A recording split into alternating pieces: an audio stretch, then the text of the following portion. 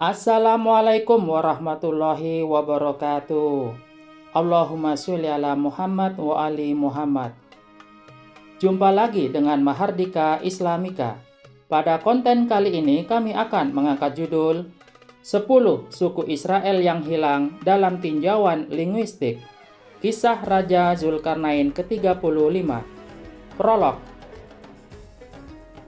Pada konten kali ini kami akan membuktikan secara linguistik bahwa 10 suku Israel yang hilang memiliki konektivitas dengan 7 etnik Kaukasus Utara, khususnya bagi klan etnis yang memiliki haplogrup YDNA J1 atau JM267. Sedikitnya ada 3 analisis yang akan dilakukan. Pertama, tentang asal-usul bahasa ibu yang dituturkan oleh 7 etnik tersebut. Kedua, bahasa ibu yang dituturkan oleh Bani Israel kuno. Ketiga, analisis faktor-faktor penyebab terbentuknya relasi atau kemiripan linguistik tersebut. Dan dari analisis linguistik di atas, dapat menunjukkan bahwa mereka bukan bangsa biadab Ya'juj dan Ma'juj. Tentu saja diselenggarakan dengan cara seksama dan dalam tempo yang sesingkat-singkatnya. Kesamaan atau kemiripan bahasa. Ada seorang pakar bahasa Ibrani, namanya Neser S. Pada awal tahun 2023 ini, dia melakukan studi tentang akar bahasa Afar, Andi, dan Dido atau Sevs di wilayah Dagestan Utara.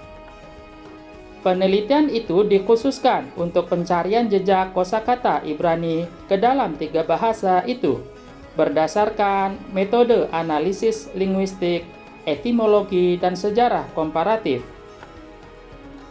Dan dia sampai pada kesimpulan bahwa ketiga bahasa itu banyak kemiripannya dengan kosakata bahasa Ibrani.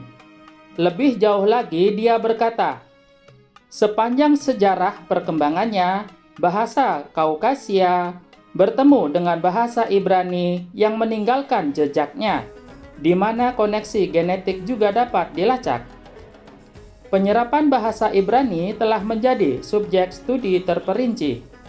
Bani Israel menuturkan bahasa Aramaik. Ada banyak bukti sejarah yang menunjukkan bahwa Bani Israel kuno menuturkan bahasa Aramaik. Bahasa itu digunakan sebagai bahasa ibu kedua setelah bahasa Ibrani. Selanjutnya kami akan menunjukkan 5 fakta historis, yakni 1. Peneliti dan pakar linguistik dari Pusat Universitas Leiden, Paul M. Nurlander. Dia menyatakan bahwa beberapa etnis minoritas di Timur Tengah menuturkan bahasa Aramaik. Klaster mereka tersebar di Irak Utara, Iran Barat, dan Tenggara Turki.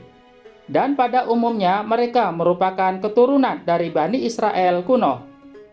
Namun keyakinan agama mereka saat ini cukup beragam. 3 di antaranya ialah agama Yahudi, Kristen, dan Islam. 2. Bangsa Israel kuno menggunakan aksara Aram untuk penulisan bahasa mereka sendiri. Oleh karena itu, aksara ini sekarang lebih dikenal sebagai aksara Ibrani. Abjad ini merupakan sistem penulisan kitab suci Aram dan karya Yahudi lainnya dalam aksara Aram. 3. Sebagian Alkitab, terutama kitab Daniel, Ezra, Yeremia, dan kitab Kejadian ditulis dengan aksara Aram kuno. 4. Kitab Talmud Yerusalem, Targumim, dan Midrashim juga ditulis menggunakan aksara Aram kuno. 5. Nabi Isa alaihissalam dan para pengikutnya juga menuturkan bahasa Aram kuno. Ini adalah fakta yang paling populer. Etnik Kaukasia menuturkan bahasa Aramaik.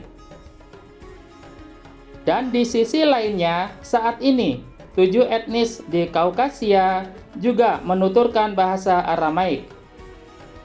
Secara umum, bangsa Chechen, dan bangsa Ingus atau Anguste menuturkan bahasa Nak. Sementara 5 etnik lainnya menuturkan bahasa Dagestani. Keduanya termasuk ke dalam rumpun bahasa Nakho-Dagestani yang berasal dari bahasa Aram kuno. Dua bangsa, satu bahasa. Secara geografis, Bani Israel berada di timur tengah bagian barat, sedangkan 7 etnik Kaukasia berada di pegunungan Kaukasus. Jadi kedua bangsa itu dipisahkan oleh jarak yang jauh. Namun faktanya kedua bangsa itu memiliki banyak kesamaan atau kemiripan bahasa. Lalu faktor apa saja yang menyebabkan kedua bangsa itu menuturkan bahasa yang sama?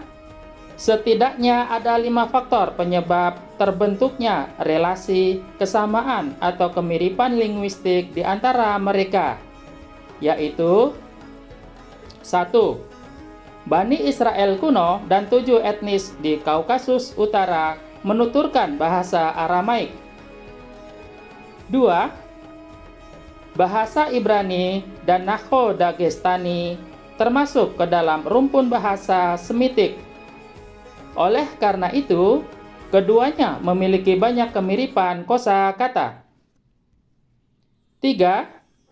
Bahasa Aram merupakan bahasa internasional yang digunakan selama 18 abad, terhitung sejak abad ke-10 sebelum Masehi hingga pertengahan abad ke-8 Masehi. 4. Adanya dominasi kultural. Berturut-turut 2 penakluk, yakni Kekaisaran Assyria dan Media, memaksakan bahasa Aramaik sebagai lingua franca bagi Bani Israel. 5. Toleransi Raja Zulkarnain. Dia menetapkan bahasa Aram kuno juga sebagai lingua franca di seluruh Kekaisaran Persia Akhemenia. Namun dia mengizinkan penggunaan 2 bahasa lainnya, yakni bahasa Akkadia dan bahasa Persia. Dia pun mengizinkan bahasa Ibrani sebagai bahasa pengantar di pusat pendidikan dan keagamaan di seluruh wilayah Bani Israel. Kesimpulan.